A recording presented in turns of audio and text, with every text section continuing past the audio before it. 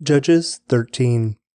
Again the Israelites did evil in the Lord's sight, so the Lord handed them over to the Philistines, who oppressed them for 40 years. In those days a man named Manoah from the tribe of Dan lived in the town of Zorah. His wife was unable to become pregnant, and they had no children. The angel of the Lord appeared to Manoah's wife and said, "Even though you have been unable to have children, you will soon become pregnant and give birth to a son, so be careful. You must not drink wine or any other alcoholic drink, nor eat any forbidden food. You will become pregnant and give birth to a son, and his hair must never be cut, for he will be dedicated to God as a Nazirite from birth. He will begin to rescue Israel from the Philistines." The woman ran and told her husband, "A man of God appeared to me. He looked like one of God's angels, terrifying to see. I didn't ask where he was from, and he didn't tell me his name, but he told me, 'You will become pregnant and give birth to a son. You must not drink wine or any other alcoholic drink, nor eat any forbidden food, for your son will be dedicated to God as a Nazirite from the moment of his birth until the day of his death.' Then Manoah prayed to the Lord, saying, 'Lord, please let the man of God come back to us again and give us more instructions about this son who is to be born.' God answered Manoah's prayer, and the angel of God appeared once again to his wife as she was sitting in the field. But her husband Manoah was not with her. So she quickly ran and told her husband,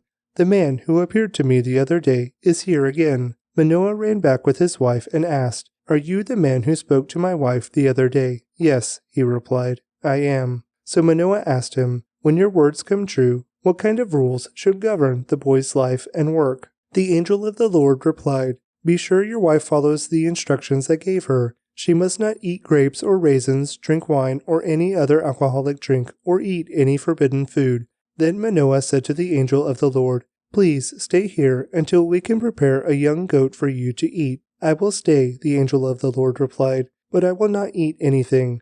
However, you may prepare a burnt offering as a sacrifice to the Lord.' Manoah didn't realize it was the angel of the Lord. Then Manoah asked the angel of the Lord, 'What is your name? For when all this comes true, we want to honor you.' 'Why do you ask my name?' the angel of the Lord replied. 'It is too wonderful for you to understand.' Then Manoah took a young goat and a grain offering and offered it on a rock as a sacrifice to the Lord. And as Manoah and his wife watched, the Lord did an amazing thing. As the flames from the altar shot up toward the sky, the angel of the Lord ascended in the fire. When Manoah and his wife saw this, they fell with their faces to the ground. The angel did not appear again to Manoah and his wife. Manoah finally realized it was the angel of the Lord, and he said to his wife, 'We will certainly die, for we have seen God.' But his wife said, 'If the Lord were going to kill us, he wouldn't have accepted our burnt offering and grain offering. He wouldn't have appeared to us and told us this wonderful thing and done these miracles.' When her son was born, she named him Samson, and the Lord blessed him as he grew up. And the Spirit of the Lord began to stir him while he lived in Mahaneh Dan, which is located between the towns of Zorah and Eshtal. Judges 14.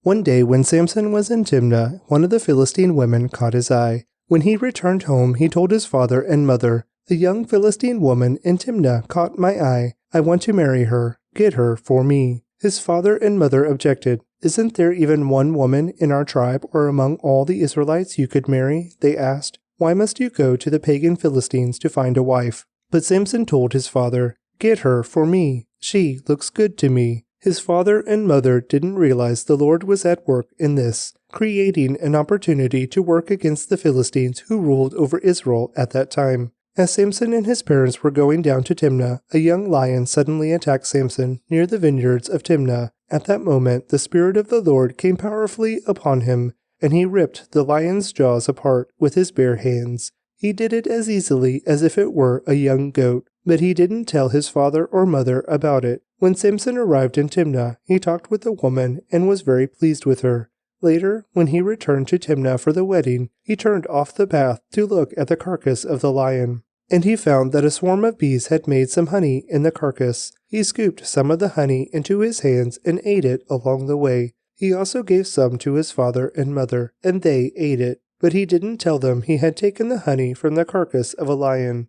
As his father was making final arrangements for the marriage, Samson threw a party at Timnah, as was the custom for elite young men. When the bride's parents saw him, they selected 30 young men from the town to be his companions. Samson said to them, "Let me tell you a riddle. If you solve my riddle during these 7 days of celebration, I will give you 30 fine linen robes and 30 sets of festive clothing. But if you can't solve it, then you must give me 30 fine linen robes and 30 sets of festive clothing." "All right," they agreed. "Let's hear your riddle." So he said, "Out of the one who eats came something to eat. Out of the strong came something sweet." 3 days later, they were still trying to figure it out. On the 4th day, they said to Samson's wife, "Entice your husband to explain the riddle for us, or we will burn down your father's house with you in it. Did you invite us to this party just to make us poor?" So Samson's wife came to him in tears and said, "You don't love me. You hate me. You have given my people a riddle, but you haven't told me the answer." "I haven't even given the answer to my father or mother," he replied.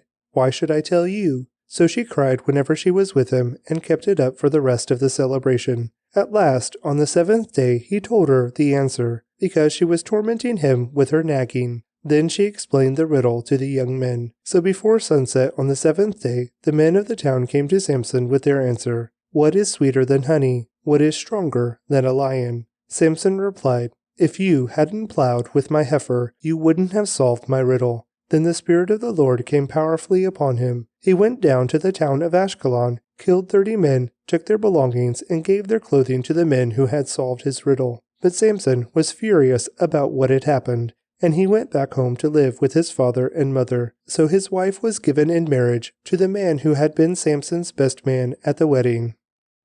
Judges 15. Later on, during the wheat harvest, Samson took a young goat as a present to his wife. He said, "I'm going into my wife's room to sleep with her." But her father wouldn't let him. "I truly thought you must hate her," her father explained, "and so I gave her in marriage to your best man. But look, her younger sister is even more beautiful than she is. Marry her instead." Samson said, "This time I cannot be blamed for everything I am going to do to you Philistines." Then he went out and caught 300 foxes. He tied their tails together in pairs, and he fastened a torch to each pair of tails. Then he lit the torches and let the foxes run through the grain fields of the Philistines. He burned all their grain to the ground, including the sheaves and the uncut grain. He also destroyed their vineyards and olive groves. "Who did this?" the Philistines demanded. "Samson," was the reply, because his father-in-law from Timnah gave Samson's wife to be married to his best man. So the Philistines went and got the woman and her father and burned them to death. "Because you did this," Samson vowed, "I won't rest until I take my revenge on you." So he attacked the Philistines with great fury and killed many of them. Then he went to live in a cave in the rock of Etam. The Philistines retaliated by setting up camp in Judah and spreading out near the town of Lehi. The men of Judah asked the Philistines, "Why are you attacking us?"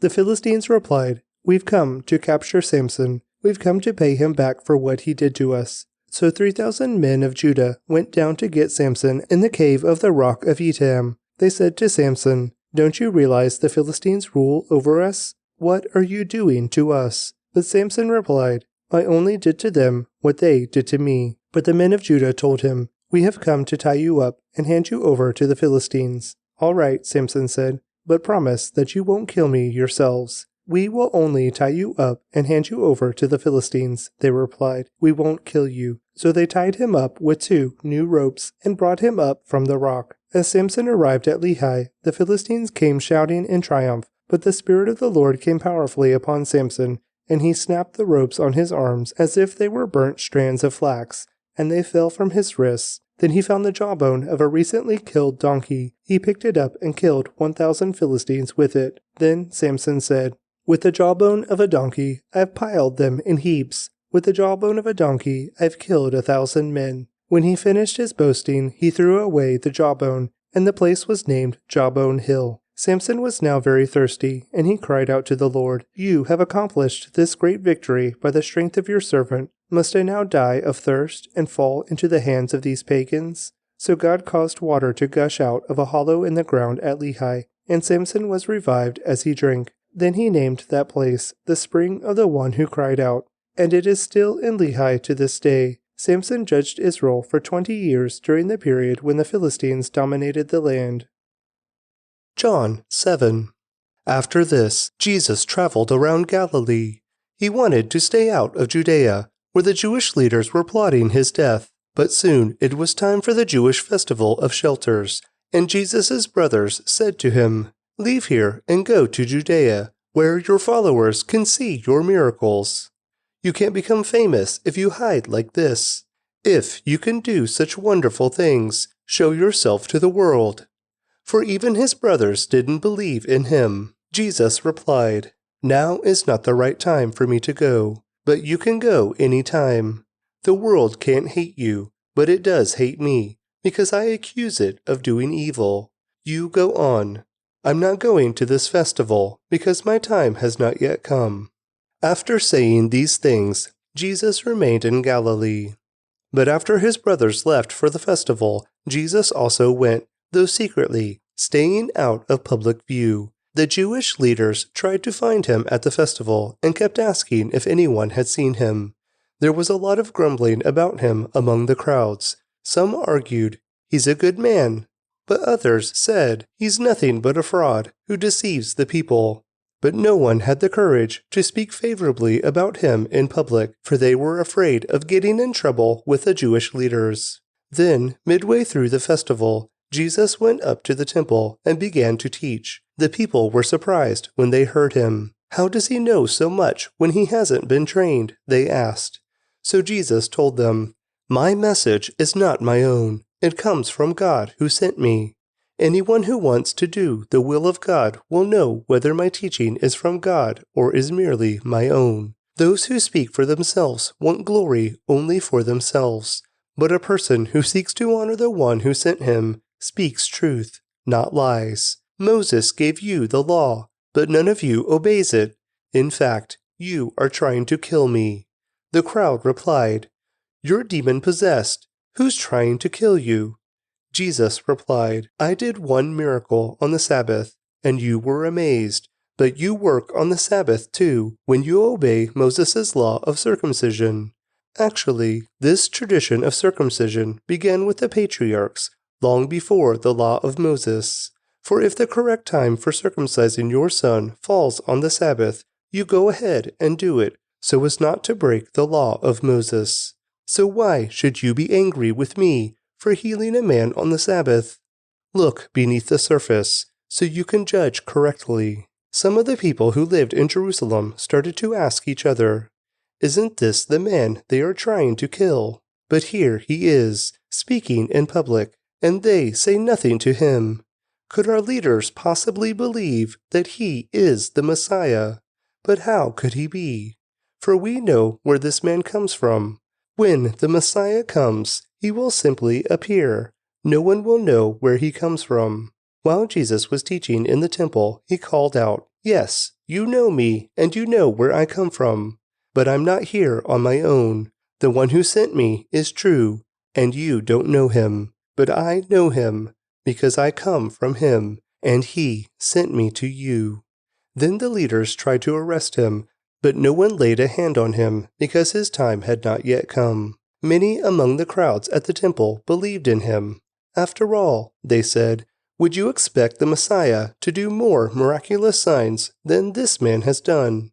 When the Pharisees heard that the crowds were whispering such things, they and the leading priests sent temple guards to arrest Jesus. But Jesus told them, "I will be with you only a little longer. Then I will return to the one who sent me. You will search for me, but not find me, and you cannot go where I am going." The Jewish leaders were puzzled by this statement. "Where is he planning to go?" they asked. "Is he thinking of leaving the country and going to the Jews in other lands? Maybe he will even teach the Greeks. What does he mean when he says, 'You will search for me, but not find me,' and 'You cannot go where I am going'?" On the last day, the climax of the festival, Jesus stood and shouted to the crowds, "Anyone who is thirsty may come to me. Anyone who believes in me may come and drink, for the scriptures declare, rivers of living water will flow from his heart." When he said living water, he was speaking of the Spirit, who would be given to everyone believing in him. But the Spirit had not yet been given, because Jesus had not yet entered into his glory. When the crowds heard him say this, some of them declared, "Surely this man is the prophet we've been expecting." Others said, "He is the Messiah." Still others said, "But he can't be. Will the Messiah come from Galilee? For the scriptures clearly state that the Messiah will be born of the royal line of David in Bethlehem, the village where King David was born." So the crowd was divided about him. Some even wanted him arrested, but no one laid a hand on him. When the temple guards returned without having arrested Jesus, the leading priests and Pharisees demanded, "Why didn't you bring him in? We have never heard anyone speak like this." The guards responded, "Have you been led astray too?" The Pharisees mocked. "Is there a single one of us rulers or Pharisees who believes in him? This foolish crowd follows him, but they are ignorant of the law. God's curse is on them." Then Nicodemus, the leader who had met with Jesus earlier, spoke up. "Is it legal to convict a man before he is given a hearing?" he asked. They replied, "Are you from Galilee too? Search the scriptures and see for yourself. No prophet ever comes from Galilee." The most ancient Greek manuscripts do not include John chapter 7 verse 53 through chapter 8 verse 11. Then the meeting broke up and everyone went home. Proverbs 13.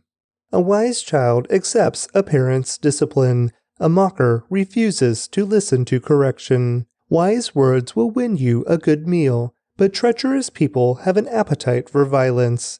Those who control their tongue will have a long life. Opening your mouth can ruin everything. Lazy people want much, but get little. But those who work hard will prosper. The godly hate lies. The wicked cause shame and disgrace. Godliness guards the path of the blameless, but the evil are misled by sin. Some who are poor pretend to be rich. Others who are rich pretend to be poor. The rich can pay a ransom for their lives, but the poor won't even get threatened. The life of the godly is full of light and joy, but the light of the wicked will be snuffed out. Pride leads to conflict. Those who take advice are wise. Wealth from get-rich-quick schemes quickly disappears. Wealth from hard work grows over time. Hope deferred makes the heart sick, but a dream fulfilled is a tree of life. People who despise advice are asking for trouble. Those who respect a command will succeed. The instruction of the wise is like a life-giving fountain. Those who accept it avoid the snares of death. A person with good sense is respected. A treacherous person is headed for destruction. Wise people think before they act. Fools don't, and even brag about their foolishness. An unreliable messenger stumbles into trouble, but a reliable messenger brings healing. If you ignore criticism, you will end in poverty and disgrace. If you accept correction, you will be honored.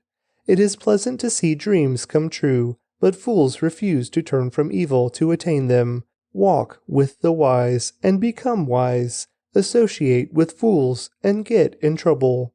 Trouble chases sinners, while blessings reward the righteous. Good people leave an inheritance to their grandchildren, but the sinner's wealth passes to the godly. A poor person's farm may produce much food, but injustice sweeps it all away. Those who spare the rod of discipline hate their children. Those who love their children care enough to discipline them. The godly eat to their heart's content, but the belly of the wicked goes hungry. Psalm 75.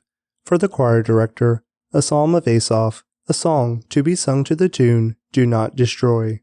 We thank you, O God. We give thanks because you are near. People everywhere tell of your wonderful deeds. God says, "At the time I have planned, I will bring justice against the wicked." When the earth quakes and its people live in turmoil, I am the one who keeps its foundations firm. Interlude. I warned the proud, "Stop your boasting." I told the wicked, "Don't raise your fists in defiance at the heavens or speak with such arrogance." For no one on earth from east or west or even from the wilderness should raise a defiant fist. It is God alone who judges. He decides who will rise and who will fall. For the Lord holds a cup in his hand that is full of foaming wine mixed with spices. He pours out the wine in judgment, and all the wicked must drink it, draining it to the dregs. But as for me, I will always proclaim what God has done. I will sing praises to the God of Jacob, for God says, I will break the strength of the wicked, but I will increase the power of the godly.